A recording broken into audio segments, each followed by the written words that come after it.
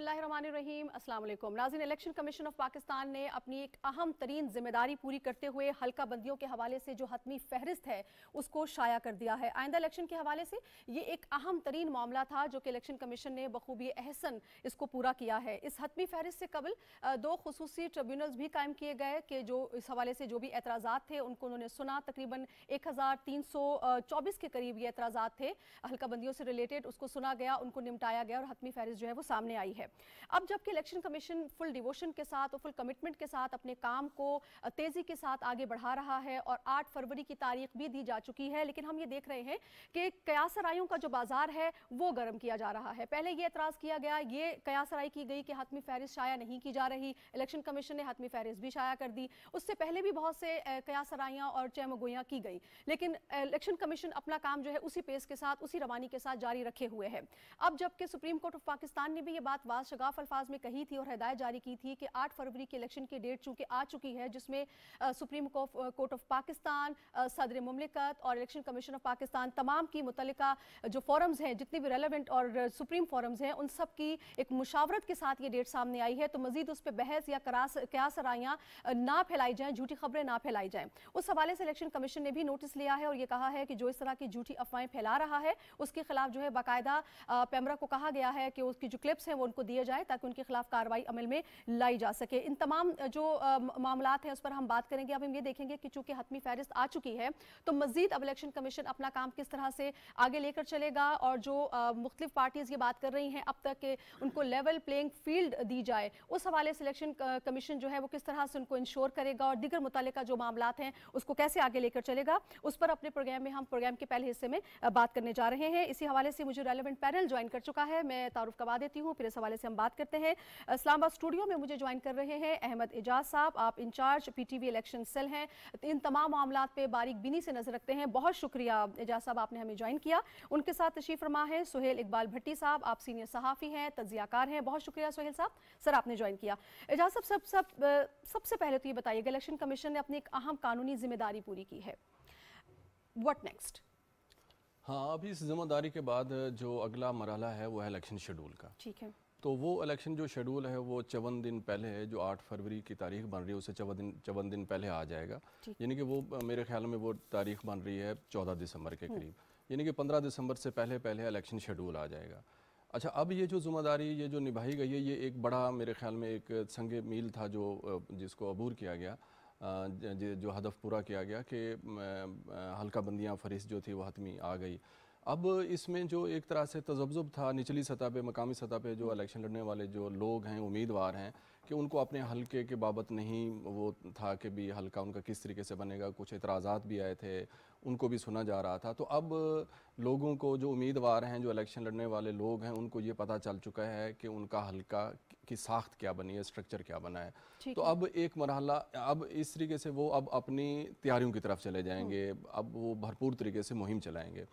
अच्छा, जो था ना कि जो कुछ दिनों से हम देख रहे थे कि कन्फ्यूजन थोड़ी सी, कुछ जो अफवाहें थी, अफवाहों की सतह की मैं बात कर रहा हूँ, जो अफवाहें थी उसमें मेरे ख्याल में एक वजह यह भी थी कि निचली सतह पे जो हमारे उम्मीदवार हैं उनकी तरफ से कुछ ज़्यादा भरपूर तरीके से सरगर्मियाँ देखने को नहीं मिल रही थी। उसकी वजह साफ ज़रा यही थी कि लोग इंतज़ार कर रहे थे। हमने भी बहुत सारे लोगों से हमारा रब्ता होता है तो हम उनसे पूछते रहते हैं, तो यही चीज़ें सामने आती थी कि जब हल्का बंदी उनकी पता चल जाएगा, हतमी फरिस्त आ जाएगी, तो फिर उसके बाद ये एक वो तेज़ी के साथ सरगर्मी शुरू हो जाएगी। जब निचली सतह पे यानी कि लोग जो है मकामी उम्मीदवार अपनी सरगर्मियाँ शुरू करेंगे तो फिर ये अफवाहें बिल्कुल ही ख़त्म हो जाएंगी, दम तोड़ जाएंगी। अभी जितनी भी सरगर्मियाँ हमें नज़र आ रही थी वो आ रही थी सियासी जमातों की सतह पर। सियासी जमातें जलसें कर रही थी, सियासी जमातें जनाब वो इत्तेहाद बना रही हैं, लोग यानी कि जो सियासी जमातें सियासी जमातों के साथ रब्ता कर रही थी या बड़े ग्रुप्स के साथ रब्ता कर रही थी, वो सरगर्मियाँ निचली सतह पर मुंतकिल नहीं हुई थी। मेरे ख्याल में आप आज जो ये जो हुआ है, कल जो रात गुज़श्ता रात जो हतमी फरिस्तें आई हैं उसके बाद अब इस तरह की कोई गुंजाइश नहीं रहेगी। और इलेक्शन कमीशन ने जिस तरीके से बड़ी अच्छे तरीके से जिम्मेदारी निभाई है, अब आगे जैसे इलेक्शन शेड्यूल आता है तो उसके बाद मेरे ख्याल में ये सिलसिला। लेकिन साहब, जो इस हवाले से जो हल्का बंदियों के हवाले से जो एतराज़ात सामने आएंगे, फिर जो अपीलों का एक सिलसिला होगा, नहीं वो उसमें नहीं, उसमें यह है कि अब जो एतराज़ात जो इस वक्त आए थे ना, वो उनकी तादाद जो बनी थी 1327 थे। हालांकि ये उस वक्त भी बड़ा एक तरह से बातें की जा रही थी कि इतने सारे एतराज़ात आएंगे तो इलेक्शन कमीशन किस तरीके से मुअय्यना जो मुद्दत है उसमें देख सकेगा। तो जितना ज़्यादा उस वक्त एक शोर मचाया गया था उस हवाले से नहीं है। अब ये देखें कि जो 1327 जो इतराज़ात हैं उसमें सबसे ज़्यादा पंजाब से थे। अब जो पंजाब में हैं वो कोई 675 के करीब इतराज़ात हैं, बाकी इसी तरीके से मुख्तलिफ बलूचिस्तान से भी हैं, सिंध से भी हैं और इस्लामाबाद से 3 हल्के 7 इतराज़ात थे। तो मेरे ख्याल में ये कोई ऐसा नहीं था। अब ये होगा कि कोई किसी को बहुत वो इतराज़ात हैं तो हाई कोर्ट की तरफ जाएंगे, तो लेकिन ये प्रोसेस चलता रहेगा, ये नहीं होता कि प्रोसेस स्टॉप हो जाता है, ऐसा नहीं मुमकिन होता, ये साथ साथ चलता रहता है। इलेक्शन शेड्यूल भी आ जाएगा, जो लोगों के अगर कोई एक जो चीज़ें सामने आती हैं तो वो इतराज़ात उनके भी सुने जा रहे होंगे और साथ साथ ये प्रोसेस भी चल रहा होगा। तो ये अब मेरे ख्याल में अब इस तरह का वो नहीं है, ये बड़े जितने भी इतराज़ात आए थे उनको बड़ी उससे सुना गया। अब उसी यही वजह थी कि बहुत सारे हल्कों में रद्दोबदल भी देखने में आया है ना, कि कुछ सिंध के हलकों में, पंजाब के हलकों में, खैबर पख्तूनख्वा में, बलूचिस्तान में इसी तरीके से वो देखने में आया। कहीं किसी जगह पे सीट कम हुई है, किसी जगह पे बढ़ी है, लेकिन जो मजमूई सीटों की तादाद है वो वही रही है। जैसे 266 जनरल सीटें हैं पंजाब उसकी पाकिस्तान की कौमी असम्बली की, वो बरकरार हैं, लेकिन जैसे सांगड़ की सीट एक कम हो के कराची की जो एक सीट है वो बड़ी है, कराची के जो जनूबी कराची की है उसकी एक सीट बढ़ गई है। अच्छा, इसी तरीके से मैं देख रहा था कि लोग मसलन मुजफ्फरगढ़ के कहा जा रहा था कि सीटें कम हो गई। अब मुजफ्फरगढ़ की सीटें जो हैं वो 2 कोटद्दू में आ गई हैं। इसी तरीके से डीजी खान की एक सीट जो है वो तौसा में हुई है।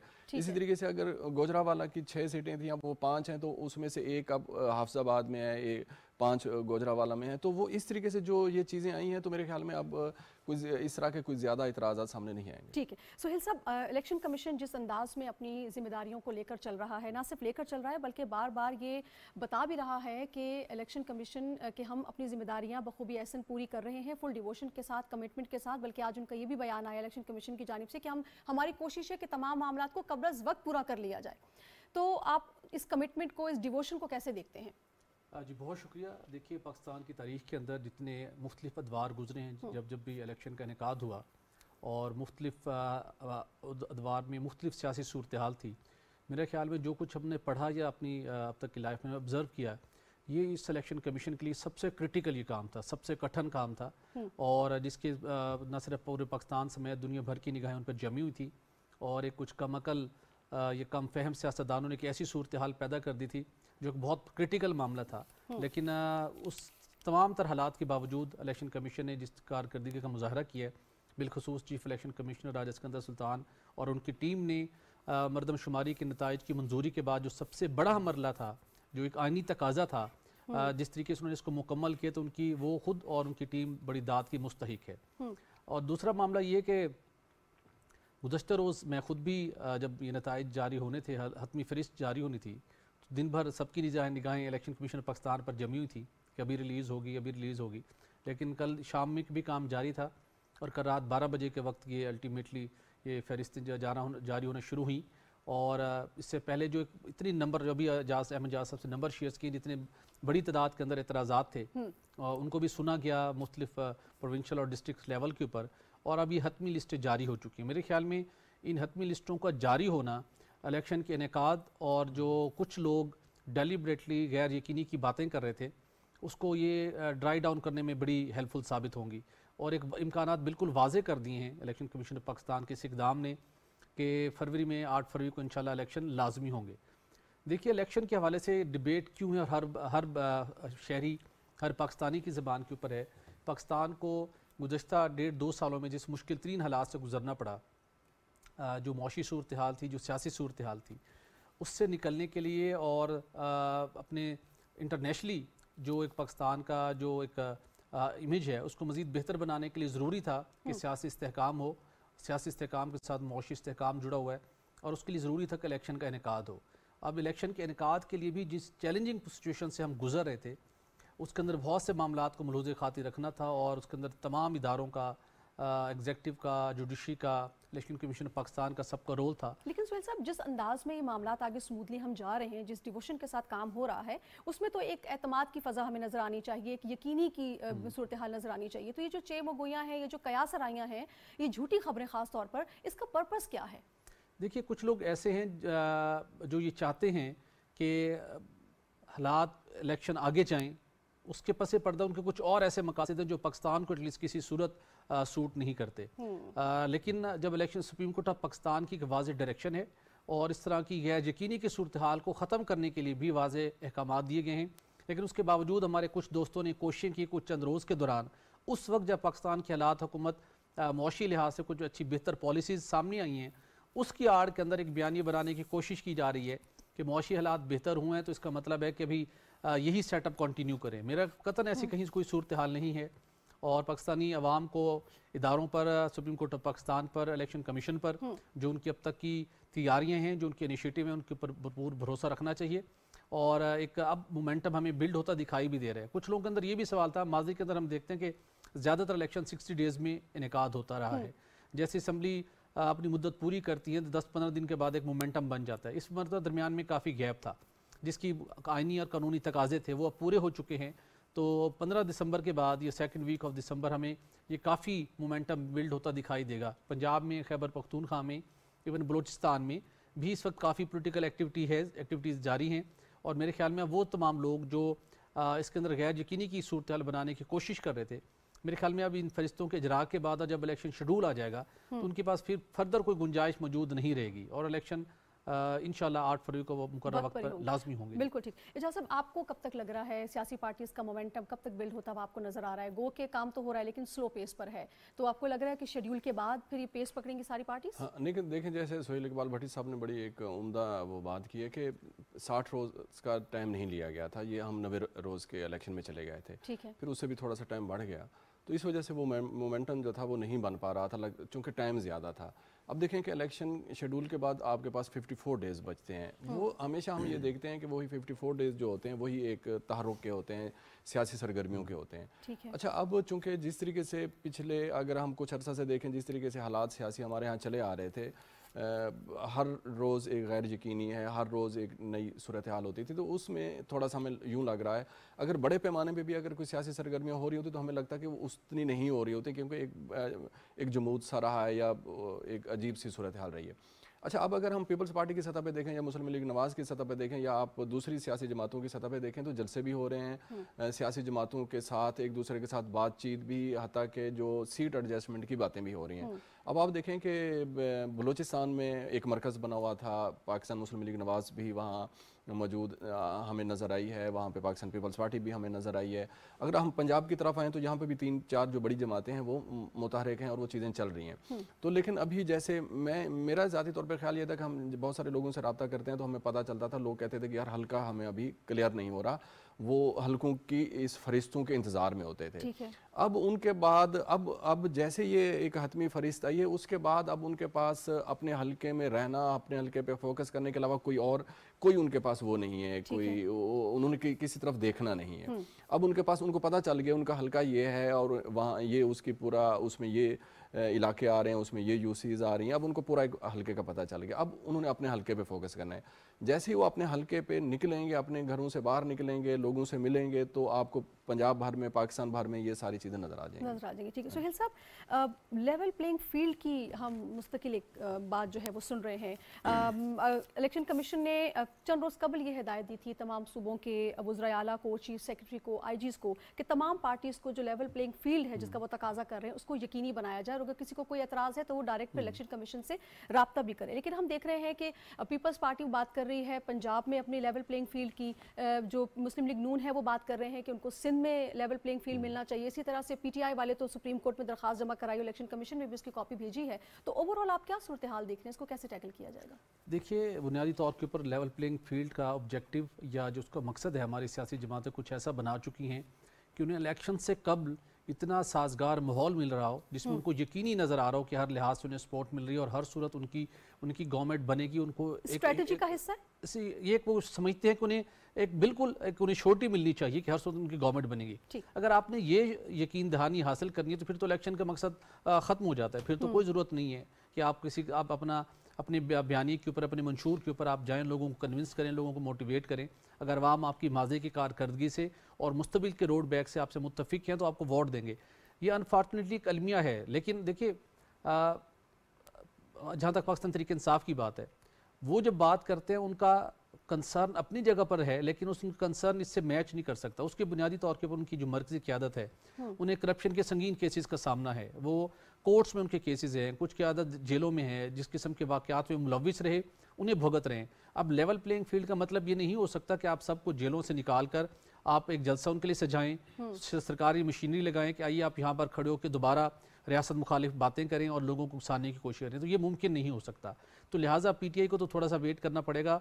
और उसके साथ अब उनके इंटर पार्टी इलेक्शन हो रहे हैं, उनके वो कैंडिडेट जो क्लियर हैं, जो किसी इल्ज़ामात का जिन्हें सामना नहीं है, किसी एफआईआर का सामना नहीं है, जो मैदान में उतरेंगे तो उनको यकीनी तौर के ऊपर आवाम के पास जाने का मौका मिलेगा। लेकिन सुहेल साहब, इलेक्शन कमीशन ये कैसे मेक श्योर करेगा, कैसे इंश्योर करेगा कि जो इंट्रा पार्टी इलेक्शन हुए हैं वो बिल्कुल ज़ाब्ता अखलाक के मुताबिक हुए हैं या जो तरीका कार था उसके मुताबिक हुए हैं? क्योंकि पीटीआई के अपने अंदर से आवाज़ें उठना शुरू हो गई हैं कि ये प्रोसेस जो है वो ठीक नहीं है, तो इसको किस तरह, क्या ये सारी जमातें इंट्रा पार्टी इलेक्शन की? देखिए, हमारी तमाम सियासी जमातों में इंटर पार्टी इलेक्शन के हवाले से काफ़ी सुकम तो मौजूद हैं, उस तरीके से उसको जिस लेटर एंड स्पिरिट उस चीज़ को फॉलो नहीं किया जाता। लेकिन इस वक्त जो केस पेश नज़र है पाकिस्तान तहरीक इंसाफ का, एक इलेक्शन कमीशन ऑफ पाकिस्तान ने डेड लाइन दी और यकीनी तौर के ऊपर इलेक्शन कमीशन पाकिस्तान न सिर्फ उसको ऑब्जर्व करेगा बल्कि जो वहाँ पे पार्टी का अपना सिनेरियो है, अगर वहाँ पे किसी शफाफियत को मद्देनज़र नहीं रखा जाता, इलेक्शन कमीशन ऑफ पाकिस्तान के क्राइटेरिया के मुताबिक एग्जीक्यूट नहीं होते, तो यकीनी तौर के ऊपर विद इन पार्टी कोई आवाज़ उठेगी, कोई भी फ़र्द इलेक्शन कमीशन ऑफ पाकिस्तान से रजू कर सकेगा अगर उसके अंदर कोई सुका मौजूद रह गया। अदरवाइज़ क्योंकि अब जो डायरेक्शन है इलेक्शन कमीशन ऑफ पाकिस्तान की, उसको फॉलो किए बगैर पाकिस्तान तहरीक इंसाफ के पास कोई और ऑप्शन नहीं है कि बल्ले के निशान को रख सके। उसके साथ हम जो बात करें तो लेवल प्लेइंग फील्ड की, अब पाकिस्तान पीपल्स पार्टी की हम बात करते हैं।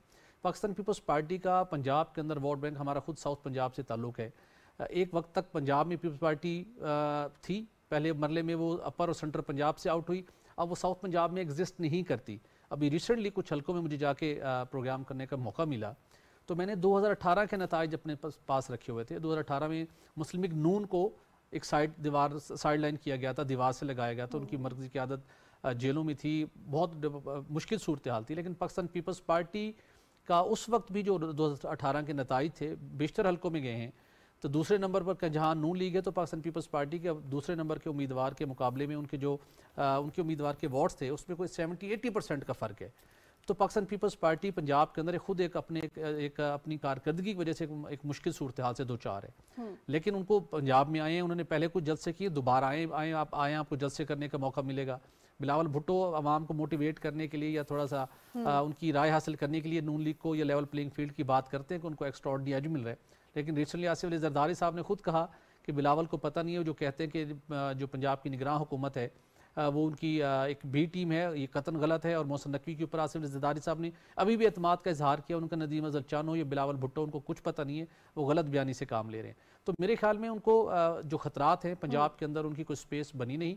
और जब लंदन में थे मियां नवाशी साहब, पीपल्स पार्टी उस वक्त उनके साथ इंटरेक्शन में थी और इस उम्मीद के साथ थी कि पंजाब में उनको 20 से 25 सीटों के ऊपर सीट एडजस्टमेंट मिलेगी, वो नहीं मिली। उनकी जगह को आईपीपी ने आके कैप्चर कर लिया, तो वो इस मौके के ऊपर ये बयान देंगे। पीटीआई का मामला मैंने बताया वो बिल्कुल यकसर मुख्तलिफ है। उनका मामला जो है वो जो लोग अदालत से क्लियर होंगे, जिनके ऊपर कोई इल्ज़ामात नहीं है, उन लोगों को मौका मिलेगा इलेक्शन कैंपेन का। ठीक है। अच्छा अमिल जा साहब, पीटीआई यकीनन मुश्किलात का शिकार है इस वक्त। अगर उनके चेयरमैन टेक्निकल ग्राउंड्स पे हिस्सा नहीं लेते इलेक्शन में, क्या सूरत हाल आप देख रहे हैं पीटीआई की इन इलेक्शंस में? देखिए, मेरे ख्याल में अभी तो ये इस पर बात करना कबल अज़ वक्त होगा, लेकिन जो बात हो रही थी ना लेवल प्लेइंग फील्ड के हवाले से, अगर हम उसमें देखें तो जो पीपल्स पार्टी के जो कंसर्न हैं या दीगर जो कर रहे हैं या पीटीआई की तरफ से आ रहे हैं, अब मामला हो गया स्टेक्स का, ज़्यादा हो गया आपके पास। मसलन आप पंजाब में देखें कि एक पार्टी है इस्तेकाम पाकिस्तान पार्टी, वो सामने आ चुकी है। अच्छा, अब मुस्लिम लीग नवाज़ के लिए जहाँ ज़्यादा ज़रूरी होगा वो उनके साथ सीट एडजस्टमेंट करेंगे, जहाँ पीपल्स पार्टी के साथ होगा पीपल्स पार्टी करेगी, जहाँ पीपल्स पार्टी को होगा वो इन दोनों के साथ या तीसरी के साथ एडजस्टमेंट करेगी, यानी कि स्टेक ज़्यादा हो गए हैं। अच्छा, इसी तरीके से अब खैबर पख्तूनख्वा में चले जाएँ, वहाँ पर भी अब वहाँ पर देखेंगे, वहाँ पर बड़ी सियासी जमातें भी मौजूद हैं, उसके साथ साथ आप परवेज़ खटक साहब को भी देख लें, वो भी वहाँ पर मौजूद हैं, तो वहाँ ज़्यादा स्टेक ज़्यादा हो गए हैं। जब ये सारी चीज़ें हो गई तो ये आपकी स्ट्रैटेजी का हिस्सा बन गया। ये लेवल प्लेइंग फील्ड आपकी स्ट्रेटजी, आपका बयानिया एक बनाने की आप कोशिश कर रहे हैं, क्योंकि आपने ज़्यादा से ज़्यादा स्पेस गेन करना है। आपने आप जहां आप सीट एडजस्टमेंट करना चाहते हैं, जो स्पेस आप लेना चाहते हैं, वहाँ पे दूसरा ग्रुप आपका लेना चाह रहा है, तो एक कशमकश है। तो उस कशमकश में इस तरह की बयानात हैं, इस तरह की चीज़ें, इस तरह के वो हैं। अच्छा, जो है ना बात के किस तरीके से आप लोगों ने ये अपनी किसी बयानिया के साथ, किसी स्ट्रेटजी के साथ आने। देखिए मंशूर हैं आपके पास, आपके क्या मंशूर हैं? हमें आपने लोगों को किन किन नारों के ऊपर आप लोगों के पास जाएंगे? आप हमें वो अपने नारे बताएं। यानी कि आप बजाय इसके कि अपने नारों के साथ, अपने स्लोगन्स के साथ, अपने बयानिया के साथ लोगों के साथ जाएं, अगर आप इस तरह की एक नेशनल डिबेट बना के अगर उस तरीके से जाते हैं तो मेरे ख्याल में ये आपकी स्ट्रेटजी का हिस्सा है, आपकी हिकमत अमली है कि आपने इस तरीके से करना है और अपने लिए ज़्यादा स्पेस लेने की कोशिश करनी है। सुहेल साहब, क्या जो नारे हम सुन चुके हैं गुज़श्ता कई सालों से, उसी के बलबूते पे जमातें इलेक्शन में जाएंगी? इस दफ़ा इलेक्शन आपको ज़रा मुश्किल नज़र आ रहे हैं आवाम को कन्विंस करने के हवाले से, या जो माशी चैलेंजेस हैं जिससे निगरान हुकूमत भी नबरदाज़मा होने की भरपूर काविशें कर रही है, कितना बड़ा चैलेंज होगा आने वाली हुकूमत के लिए? देखिए इस वक्त बहुत बड़ा, तमाम सियासी जमातों के लिए बड़ा चैलेंज होगा इलेक्शन के अंदर आवाम को फ़र्स्ट ऑफ ऑल कन्विंस करने में, और उसके बाद जो आने वाली हुकूमत होगी उसके लिए तो यकीनी तौर के ऊपर चैलेंजेस का एक पहाड़ उसके सामने है। लेकिन इस वक्त जो आपका सवाल था कि जो हम जितनी सियासी जमातें जिस अपनी मंशूर के ऊपर जिस अंदाज में वो लोगों को कन्विंस करने की कोशिश कर रही हैं, उनके ये नारे दावे ज़्यादातर के वही हैं जो गुज़श्ते 35-40 साल से मुसलसल सुन रहे हैं। पाकिस्तान पीपल्स पार्टी आज भी रोटी कपड़ा मकान की बात कर रही है। चीज़ें इतनी तेज़ी के साथ बदल चुकी हैं कि मेरे ख्याल में शायद कोई उनको बताने वाला नहीं है। पिछले दिनों कुछ मुझे मुल्तान जाने का मौका मिला, तो वहाँ पर कुछ दोस्तों से मुलाकात हुई।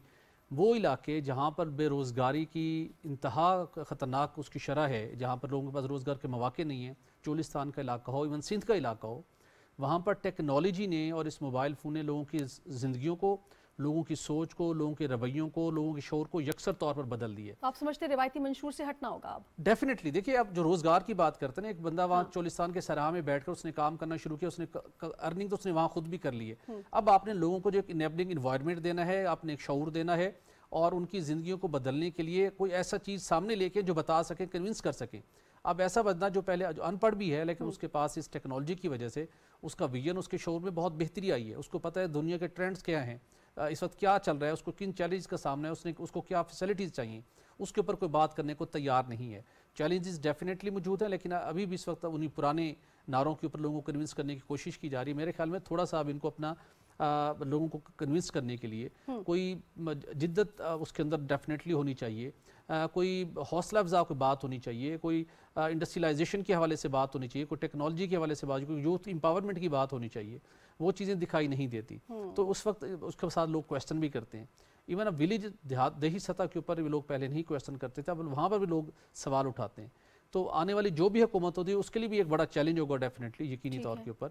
और जिन हालात से हम गुजर रहे हैं, महंगाई, बेरोज़गारी एक बहुत बड़ा चैलेंज है, और हुकूमत इससे निपटने के लिए किस तरह की पॉलिसीज़ लेके आती है, कैसे लोगों को अट्रैक्ट करती है, यकीनी तौर के ऊपर एक बहुत बड़ा चैलेंज होगा। बिल्कुल ठीक, बहुत शुक्रिया। मेरा वक्त ख़त्म हो चुका है। अहमद इजाज़ साहब सर आपका बहुत शुक्रिया, सुहेल इकबाल भट्टी साहब सर आपका बहुत शुक्रिया। नाज़रीन, जो पहला सेगमेंट है यहाँ पर कंप्लीट हुआ। यकीनी तौर पे हमें अपने इदारों का एहतराम करना है, और एहतराम की पहली शर्त यह है कि हमें उन पर एतमाद भी करना है, और वो सारी बातें जो चेमगोइयों में आती हैं या जो झूठी अफवाहें हैं उनसे आपने और हमने मिलकर फ़ाइट करनी है, क्योंकि बात हो रही है मुल्क के इंतखाबात के हवाले से। उसके बाद जो हुकूमत आएगी उसी ने इस मुल्क को आगे लेकर चलना है, और हमने उसके हाथ मजबूत करने हैं। ब्रेक लीजिए, फिर अगले सेगमेंट की तरफ जाएंगे, COP28 की बात करेंगे।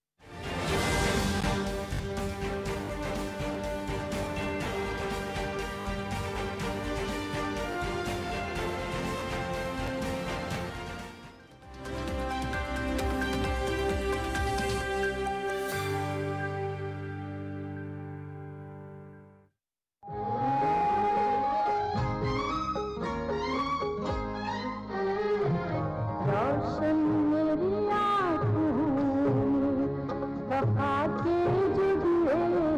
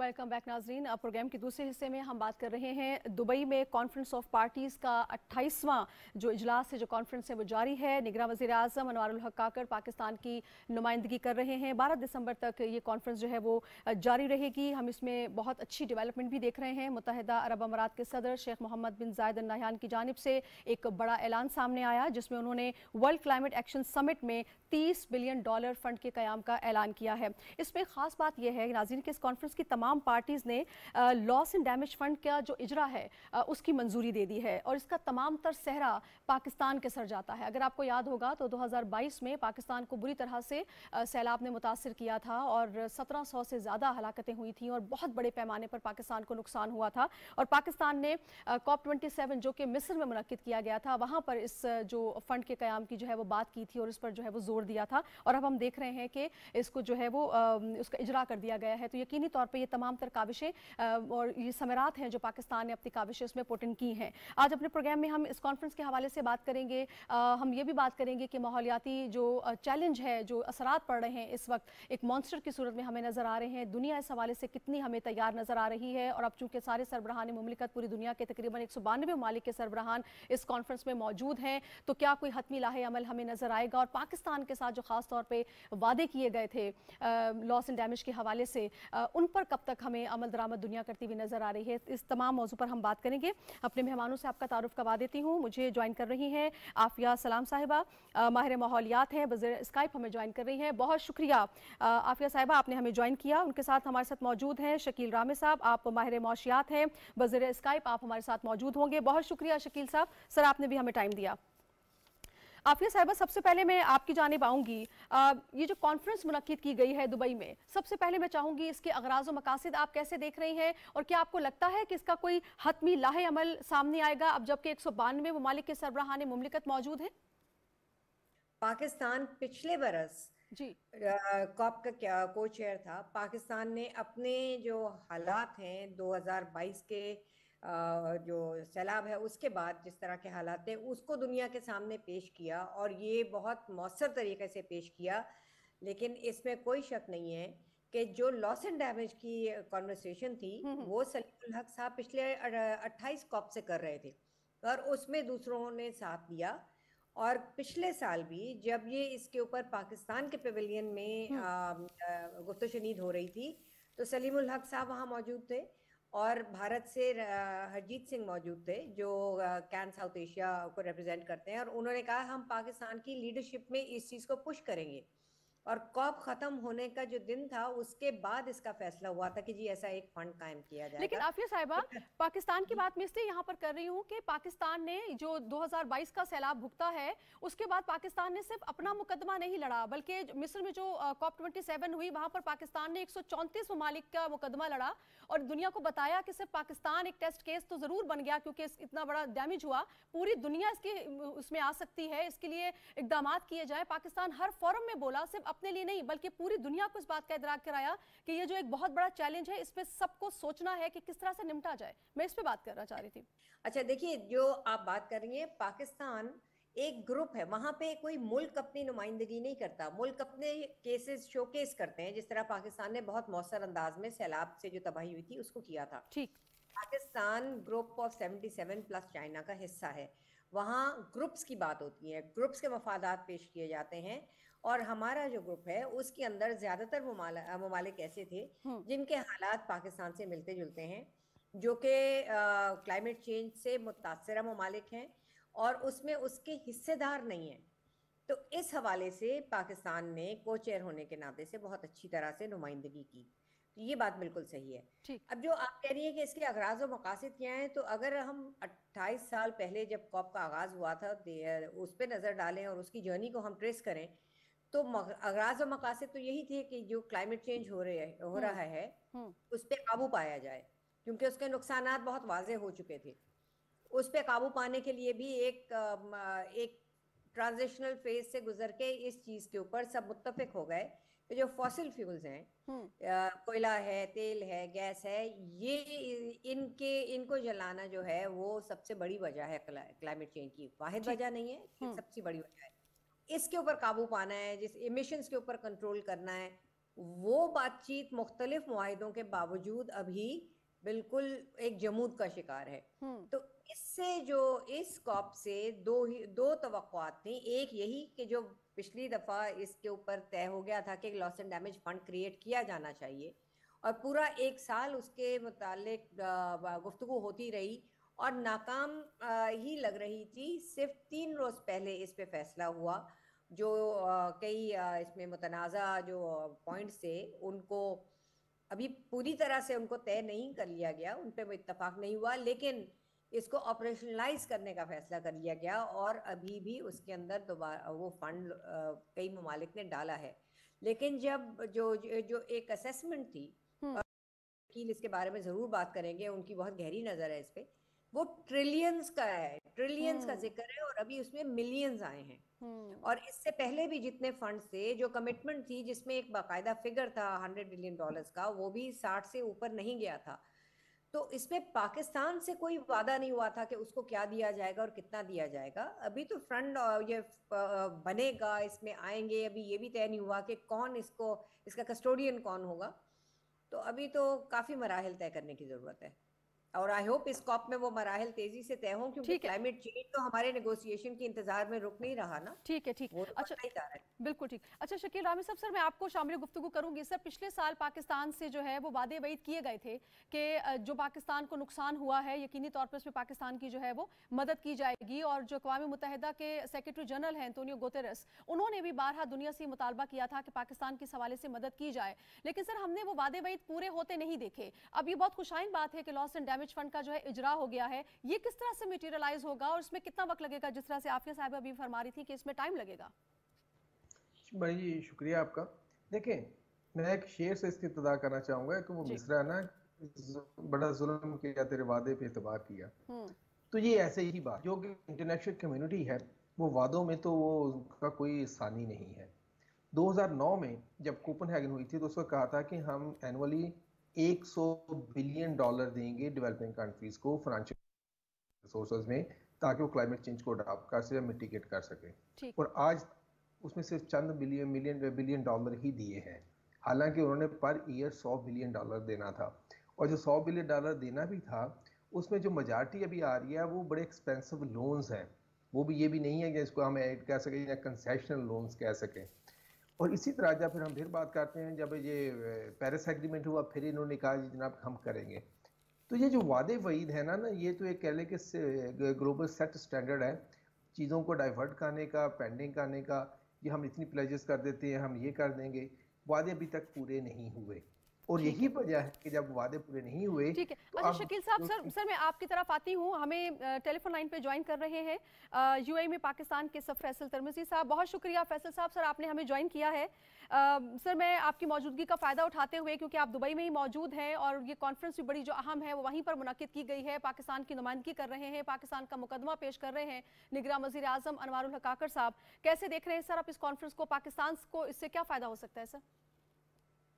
इस कॉन्फ्रेंस का जी आउटकम तो कल ही आ गया था। जो लॉस एंड डैमेज फंड था जी, उस पे ऑलरेडी $500 बिलियन प्लेज किया है जर्मनी ने, यूएस ने, मुत्तहिदा अरब इमारात ने। और ये मुकदमा पिछले 30 साल से लड़ा जा रहा था, पर पिछले साल पाकिस्तान की क़यादत में जब पाकिस्तान G77 को लीड कर रहा था, तो इसको for the first time agreement हुआ था। और इसकी इम्प्लीमेंटेशन इस COP28 में हुई है, जो पाकिस्तान के लिए भी, मुत्तहिदा अरब इमारात के लिए भी और पूरी दुनिया के लिए एक बहुत बड़ी डेवलपमेंट है। क्योंकि जिन लोगों ने हमारे क्लाइमेट को या एनवायरनमेंट को पोल्यूट नहीं किया, उनका जो कुर्बानियां हैं उसको एक्नॉलेज किया गया फॉर द फर्स्ट टाइम। तो दिस इज बहुत बड़ी अचीवमेंट है। तो आज माशाल्लाह उसका इनॉग्रेशन था, जिसकी शेख मोहम्मद बिन जायद अल नहयान थे, यूएन के सेक्रेटरी जनरल थे। तो सुबह प्राइम मिनिस्टर की दोनों से मुलाकात हुई और फिर वहाँ पे प्राइम मिनिस्टर को मौका मिला बाकी किंग चार्ल्स के साथ उनका अच्छा तबादला ख्याल हुआ। फिर हॉलैंड के वजीर आजम के साथ उनका बड़ी फिर हासिल गुफ्तगू हुई, जहाँ पे बैनुल-अक़वामी जो जितनी भी वो हो रही डेवलपमेंट्स हो रही हैं उनको डिस्कस किया गया, खास तौर पे गाजा पे और अफगानिस्तान पे। उसके बाद एस्टोनिया के वजीर आज़म से फ़ायदा पे मुलाकात हुई। उनने अभी हम दोनों ममालिक ने डबल अवॉइडेंस और डबल टैक्सेशन के एग्रीमेंट साइन किया है। तो आज का दिन पूरा दिन बड़ा एक्टिव दिन था और बड़ी एक्टिवली पाकिस्तान ने पार्टिसिपेट किया हर जगह पे। और तो कल इनफैक्ट जब सुल्तान अल जाफर जो प्रेसिडेंट है COP28 के, उन्होंने अपनी तकरीर में 3 पाकिस्तानी डिप्लोमेट्स का जिक्र किया जिनकी वजह से ये लॉस एंड डैमेज फंड में प्रोग्रेस हुई है। उसमें हमारे सफीर हैं जो एक कमेटी लीड कर रहे हैं, नबील मुनीर साहब, हमारे सफीर हैं जो कजाकिस्तान में वो, और हमारे DHM कोरिया में। तो वो पाकिस्तान की ओपन एक्नॉलेजमेंट थी from the president of COP28, जिन्होंने अपनी स्टेटमेंट में 3 लोगों का जिक्र किया और 3 पाकिस्तानी थे उसमें। बिल्कुल ठीक। एम्बेसडर साहब, यकीनी तौर पे कि बहुत ही खुशाइन बात है कि पाकिस्तान ने जो काविशें की उसके हमें अब समरात सामने आना शुरू हो गए हैं। सर, ये जो लॉस एंड डैमेज फंड का इजरा है, ये किस तरह से मदद करेगा? ये मटेरियलाइज कब तक होगा? इसमें कुछ टाइम दरकार होगा? किस तरह से इसको सारा मामला आगे चलेगा? सबसे मुश्किल काम होता है शुरू होना। अब $500 बिलियन आ गया, इंशाल्लाह और आएंगे। और जिन मुल्कों का इम्पैक्ट आया है, मैं हमेशा कहता हूँ कि पाकिस्तान 1% से कम कार्बन इमिट करता है, पर हमारा इम्पैक्ट बहुत ज्यादा है, पॉपुलेशन के लिहाज से भी, एरिया के लिहाज से भी। इसमें भी सब लोगों ने एक्नॉलेज किया कि लास्ट 3.5 करोड़ पाकिस्तानियों पे इम्पैक्ट पड़ा था जब लास्ट ईयर हमारे मुल्क पे सैलाब आए थे। तो उन मुल्कों को कॉम्पनसेट किया जाएगा कि वो कि अपने जो उनके डैमेजेस हुए उसको कॉम्पनसेट किया जाए और रिन्यूएबल से फोकस किया जाए, और आहिस्ता आहिस्ता जो हम नॉन रिन्यूएबल एनर्जी सोर्सेज हैं उनको कन्वर्ट किया जाए। तो बहुत अहम पेशरफ्त है ये। बिल्कुल ठीक। बहुत शुक्रिया एम्बेसडर साहब, आप हमारे साथ मौजूद रहे और काफ़ी डिटेल से आपने हमें इस सारी कॉन्फ्रेंस के हवाले से तफसीलात भी दी हैं और हमारे साथ शेयर भी की हैं। आफिया साहिबा, मैं अगर आपसे ये पूछूं कि माहौलियाती तब्दीली या क्लाइमेट जस्टिस के हवाले से क्या दुनिया हमें तकसीम का शिकार नजर आती है? जी, तकसीम तो है। एक दुनिया का हिस्सा जो है वो क्लाइमेट चेंज का बायस है और दूसरा उससे मुतासिरा है। तो एक तो क्लियर तकसीम है जिसको हम जोग्राफिकली ग्लोबल नॉर्थ और साउथ कह देते हैं, लेकिन वो असल ज्योग्राफी में तो इसमें ऐसे ममालिक भी हैं जो कि शायद नॉर्थ के अंदर हों लेकिन जोग्राफिकली, लेकिन वो उनका ग्लोबल साउथ ही की तरह उनके ऊपर इम्पैक्ट पड़ रहा है। अफ्रीका का बहुत बड़ा हिस्सा है जो कि मुतासिर है, साउथ अमेरिका के ममालिक हैं, साउथ एशिया तो है ही, तो आइलैंड नेशंस हैं। तो इसके तो कई कैटेगरीज हैं जिसके अंदर आपको इसी तरह के ममालिक नज़र आते हैं। वो बड़े बड़े जो इमिटर्स हैं वो तो चंद मुल्क हैं और उनको हमने फिर ग्लोबल नॉर्थ का नाम दिया हुआ है। तो इसमें तो क्लियर डिवाइड है, इसमें तो कोई शक शुबह की गुंजाइश ही नहीं है। ठीक है। अच्छा शकील साहब, sir loss and damage fund का क़याम जिस तरह से अभी एम्बेसडर साहब भी फरमा रहे थे कि यकीनी तौर पे कि आगाज़ होना ही बहुत मुश्किल काम होता है, उसके बाद सारी चीज़ें आसान हो जाती हैं। सर 2022 में हमारी मईशत को एक जो बाकी जो चैलेंजेस थे उनमें बहुत ज़्यादा जो इजाफा हुआ वो इस सैलाब की वजह से था। आप क्या समझते हैं सर कि ये जब इसका इजरा होगा और ये मटेरियलाइज होगा तो पाकिस्तान को कॉम्पनसेट किया जाएगा, तो मईशत आपको लगता है इससे, क्योंकि पाकिस्तान तो बहुत मुतासिर हुआ है इस सैलाब से और बड़ा नुकसान हुआ? देखिए, पाकिस्तान का जो लॉस हुआ था वो था 30 बिलियन और इस फंड में जो भी रकम किया है वो सिर्फ $500 मिलियन है। यानी कि हमें जो हमारे लॉस से यानी कि $29.5 बिलियन भी अभी कम है। यानी कि इसमें जो 500 मिलियन आया है, यानी कि $500 बिलियन आप कह सकते हैं, $500 बिलियन जो आया है इसके लिए 200 ममालिक कम्पीट कर रहे होंगे, उसमें सिर्फ हम नहीं। तो इस बार हमारी इकोनॉमी का ये पीनट से भी कम है। तो इस तरह की चीजें जो होती है ना, मैं यही बात बार बार कह रहा हूँ, हमें ये सेलिब्रेट करना चाहिए कि हमारे डिप्लोमेट्स ने बहुत अच्छा काम किया। आप देखिए ना, अडॉप्शन फंड हो गया, ग्रीन फाइनेंस कमेटी होगी, तो पाकिस्तान के बड़े अच्छे अच्छे डिप्लोमेट्स इस वक्त मजीद साहब जो भी रिटायर हुए हैं, फिर इसके अलावा जाने कि फरक इकबाल थे, ये वो ने बड़ा काम किया था। होती हैं वो पूरी कब होती हैं, जब होती भी हैं तो वो मतलब क्लाइमेट फाइनेंस की मैं बात को छोटी सी मिसाल दे रहा था अभी कि उसमें मेजर जो पोर्शन आ रहा था वो लोन का था। अभी भी जो अनाउंसमेंट हुई है 30 बिलियन इन्वेस्टमेंट फंड की, तो आप देखेंगे जो इन्वेस्टमेंट है ये क्या कहते हैं कि ये उसमें लोन्स होंगे या इन्वेस्टमेंट होंगी कि जो उनके रेट ऑफ रिटर्न्स होंगे प्राइवेट इक्विटी की तरफ जाएंगे, सारा कुछ चीजें इसको पढ़ के तो देखें ना। ये कोई डोनेशन नहीं है, ये कोई फंड क्या कह ले, मैं तो कहता हूँ इसका नाम फंड होना ही नहीं चाहिए, इसको इन्वेस्टमेंट होनी चाहिए या लोन मैनेजमेंट कमेटी होनी चाहिए। अच्छा। क्योंकि इन्वेस्टमेंट फंड का मतलब ये होता है ना कि आप शायद कोई फंडिंग कर रहे हैं कि जिसमें लोगों को कंसेशन दे रहे हैं या फ्री ऑफ कॉस्ट दे रहे हैं, कोई क्या कहते हैं कमेटी का काम है इस तरह के। ये तो आप एक बिजनेस अपॉर्चुनिटी क्रिएट कर रहे हैं अपने ममालिक के लिए, अपने इन्वेस्टर्स के लिए, और ये बड़ी देर से हो रहा है क्लाइमेट चेंज का। देख रहे हैं जब 2000 में COP26 हुई थी ये ग्लासगो में, अगर मैं गलत हूँ तो ये आफिया ठीक कर सकती है, तो वहां पर वो एक लेके आए थे, एक बहुत बड़ा ग्रुप, नेट जीरो ग्रुप जिसको कहते थे, वो कहते थे जिसमें दुनिया की बड़ी बड़ी कंपनी शामिल है जिनके $30 ट्रिलियन की उनकी यानी कि वर्थ है, वो इन्वेस्ट करने के लिए तैयार है। भाई उनके लिए तो ये एक क्या कहते हैं मार्केट वेंचर है और उनके लिए प्रॉफिट ओरिएंटेड बिजनेस होगा। अब जो हम बात करते हैं कि बेसिक जो बात करते हैं कि जिसकी हमें बात नहीं कर रहे, हम बात करते हैं हिस्टोरिकल रिस्पॉन्सिबिलिटी और इक्विटी की, कि जो कि पास्ट में जिन लोगों ने जिस क्लाइमेट चेंज की किया है, विकास की है, वो अपना इसमें से कोई इसको हल करने के लिए लीड करें और पैसा दे, उसको जो वेस्ट है वो नेगेट करता है। फिर हम हर ममालिक जो है कोई इक्विटी का मतलब ये है अपनी इस्तात के मुताबिक करे। गरीब ममालिक तो के पास रिसोर्सेज नहीं है, अमीरों के हैं तो वो रिसोर्स प्रोवाइड करें। अब इन सब चीजों को वो सनब करते हुए प्राइवेट फाइनेंसिंग और इन्वेस्टमेंट फंड्स जो कि यूएई का भी ये फंड अनाउंस हुआ है, ये भी प्राइवेट इन्वेस्टमेंट की तरफ जाएगा। अब ये तो नहीं होगा कि इसमें से आप कंसेशन दें या आप या कहते हैं ग्रांट्स दें या इस तरह की चीजें दें, ये देखना पड़ेगा। अभी ये जो इसमें इतनी सेलिब्रेशन करने वाली इसमें कोई बात नहीं है। लेकिन फिर शकील साहब तरीकाकार तो फिर यही है, मतलब इसी तरह से आप चीजों को आगे लेके चलेंगे और कोई दूसरा तरीका है तो बताइए। सॉफ्ट डिप्लोमेसी के जरिए ही चीजों को एक्नॉलेज भी किया, जैसे अब ये तो फंड का कयाम ही नहीं हो रहा था, ये भी बड़ी बात है कि इसका इजरा हो गया है, कम से कम स्टार्ट हुआ है, एक्नॉलेजमेंट हुई है, तो इन चीजों को इसी तरह से आगे लेके जाया जा सकता है। और हमें उम्मीद रखनी चाहिए कि यकीनी तौर पर जो प्लेजेस किए गए हैं उनको भी दुनिया इदराक करेगी और सेंसिटाइज होगी और पाकिस्तान को उसका जो है वो दिया जाएगा, जो पाकिस्तान का नुकसान हो उसका ज़ाला किया जाएगा। आफिया साहिबा, निगरान वज़ीर आज़म ने अमरीकी टीवी को एक इंटरव्यू दिया जिसमें उन्होंने ये कहा कि लॉस एंड डैमेज जो फंड है उसको जो तरक्याती फंड है और जो बड़े मालियाती इदारों के कर्जे हैं उनसे उसको सेपरेट करना चाहिए। ये कितना अहम नुक्ता है कि इसको जो है उनके साथ जोड़ ना दिया जाए बल्कि इसको सेपरेट रखा जाए।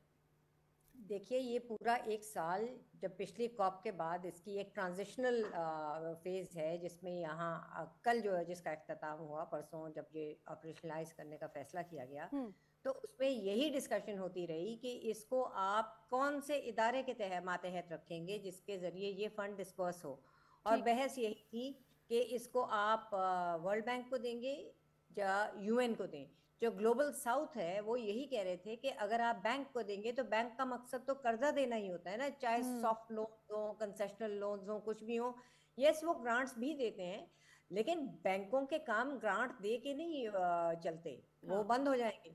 तो उन्होंने ये कहा था, ख़ास तौर पे जब हम क्लाइमेट जस्टिस वगैरह की बात करते हैं, कि इसको अक़वाम मुत्तहिदा के तहत दें। और वो अक़वाम मुत्तहिदा के जो इदारे हैं उसमें उनका माहौलियात का भी इदारा है, यूनेप है, और बहुत से इदारे हैं, वो उसको उस तनाजुर में देखें कि कौन इसके लिए डिजर्विंग है। क्योंकि इसमें जो ये ट्रांजिशनल मीटिंग्स हुई हैं उसमें ये भी कहा गया कि इसमें हमारे जैसे मुल्क भी अपना हिस्सा डालें। भी कहाँ से डालें? नुकसान हमने उठाया है, हम किस चीज़ का हिस्सा डालें? तो इन चीज़ों के ऊपर ये तनाज़ात अभी ख़त्म नहीं हुए हैं। जाहिर है आफिया साहिबा, जो भी पॉजिटिव चीज़ हो, जो भी पॉजिटिविटी हो, उसको हमें सराहना बहुत ज़रूरी है। एटलीस्ट अगर ये ना होता फिर भी हम क्या कर सकते थे, लेकिन ये हुआ, इसको हमें अप्रिशिएट करना चाहिए। और इसमें जो पाकिस्तान की काविश भी हम सलाम पेश करते हैं। बहुत शुक्रिया आफिया सलाम साहिबा और शकील रामी साहब, आप हमारे साथ मौजूद रहे थे। वक्त किल्लत के बायस मुझे प्रोग्राम को वाइंड अप करना है। अपना ख्याल रखिएगा, दुआ में याद रखिएगा। अल्लाह ने के बाद।